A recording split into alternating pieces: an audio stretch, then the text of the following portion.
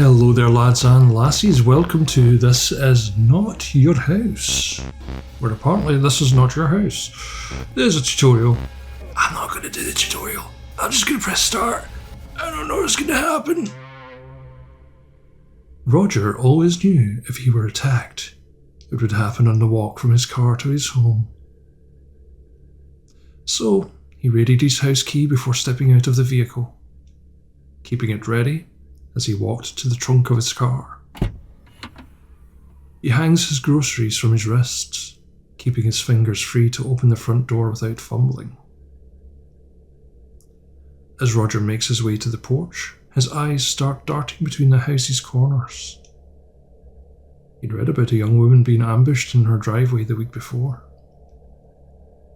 He tries to put it out of his mind by counting how many steps it takes him to reach the front door. But he can't stop listening for the sound of someone rushing toward him. There's a gentle breeze, the white noise of distant traffic. Roger assures himself that he's right to remain vigilant. It only takes a split second for someone to get the drop on you. Steady with the key now, smooth as fast. Roger's key slides in on the first try. It won't turn. Roger removes his key and inspects it. It's engraved with a large H. Definitely the correct key. Roger tries the key again. Locked? Jammed? Broken maybe? Roger takes a step away from the door and scans the area for suspicious persons. He sees no one. He releases his grasp on the key and leaves it in the lock. He drops his grocery bags on the porch. He tries furiously to turn, pull, and push on the key and door handle, every which way. Without success. Roger hears something inside. A shadow passes by the window. It looks like someone's silhouette through the curtain. Roger pounds on the door. Open up, this instant. The police are en route. The door unlocks from the inside. Can I help you? You can start by getting out of my house. This house does not belong to you. Check the deed, lady. Didn't mean to pause it there. Check the deed, lady. A deed is only a piece of paper. One that proves this house is my property. Personal property is a social construct. Those who inhabit a space own it. I'm gonna take the house back, but then again, it might not be my house. I mean, our key didn't work, right? So it might not be our house. Maybe we made a mistake. Dang, I'm gonna let her have the house. No, I'm taking the house back. I have a rotisserie chicken cooling off out here. I'll be eating it in my dining room before it's room temperature. The homeowner attempts to shut the door on Roger. Roger swiftly jams his foot between the door and its frame. Presses his face into the gap his foot provides. I don't think you heard me. Roger shoulders the door wide open. The homeowner is knocked back into the kitchen. You forgot your chicken. Oh. Do you know what? I'll get the chicken. Roger turns around to collect his groceries. He sees someone analogous to the homeowner devouring his rotisserie chicken. Excuse me? The homeowner behind Roger grabs a paring knife. The homeowner clamps a hand over Roger's mouth and shoves the blade into his back. A muffled gasp. The knife forces the air from Roger's lungs. He paws helplessly at the homeowner's arm. Roger's vision narrows and blurs. He tries to bite the homeowner to break free. Her hand remains firmly clamped over his mouth. He can taste the tang of her blood with an unexpected acidity. The homeowner gently lowers Roger to the floor. Roger tries to get up, but grows weaker as blood pumps through his heart and out his back. The homeowner keeps him pinned to the floor, pressing down on his chest to strain his breathing. Roger grows tired and slips away into a calm and reassuring dark. The homeowner's analog grabs the grocery bags and carries them inside. It sets the bag on the floor and steals a glance at Roger. We have plenty to eat tonight. There may even be enough to store in the freezer. We'll need to dress and quarter it to see how much there is. Now, close the door. I won't tolerate a draft. The homeowner's analog grabs the door and throws it shut. The goings-on of the house safeguarded from the eyes of prying neighbours by a door and some drapes. End credits.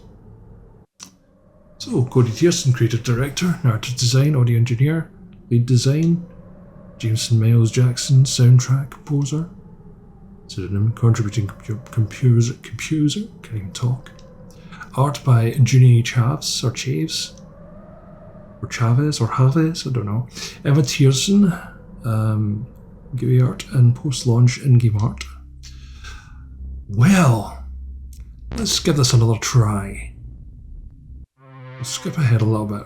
Roger, blah, blah, blah, blah, blah. We're going to get to the point where he's at the house. Okay, and...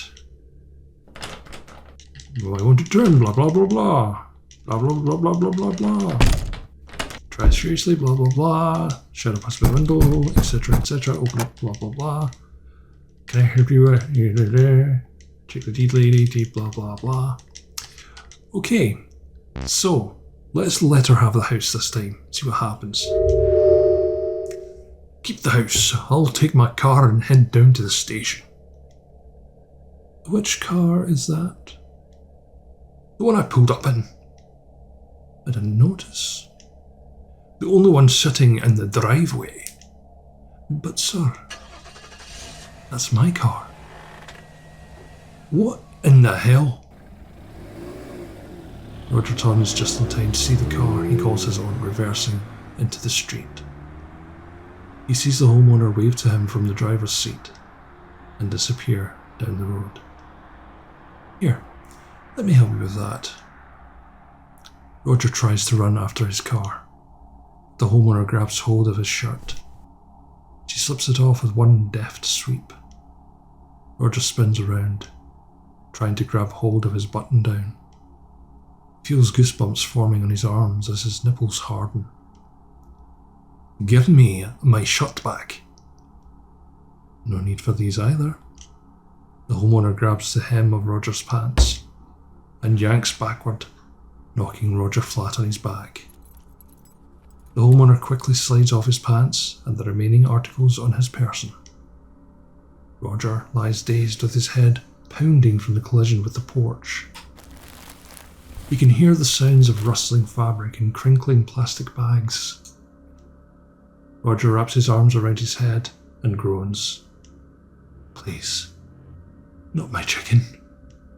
The homeowner gathers Roger's things, glides into the house, and slams the door shut. Roger pulls himself to his feet. He cups his genitals in his hands and tries to keep warm. He shakes from the cold. Let's seek some shelter. With no immediate means of retaking his house, Roger thinks it's best to find somewhere to rest. He takes off into the woods in search of shelter from the elements Roger finds a grove just before dark. At its centre stands an immense hollow tree. Roger crawls inside and huddles against its bark for warmth. It protects him from the biting wind outside. As he settles into a comfortable position, his breathing slows and he drifts off to sleep. He wakes the next morning to terrible hunger pangs. He crawls out of the tree and onto the dewy forest floor. He scrounges around looking for food. He happens upon a large growth of mushrooms. I hate mushrooms, but in this case, Roger consumes the mushrooms with a desperate ferocity. They have a bitter taste, but Roger's hunger allows him to chew through it. As his belly fills with the mushrooms, he starts to feel ill. His head begins to spin. His manner of thought shifts and becomes fluid. Roger sees the world around him as part of him, or he is a part of it. A very small part. A moment.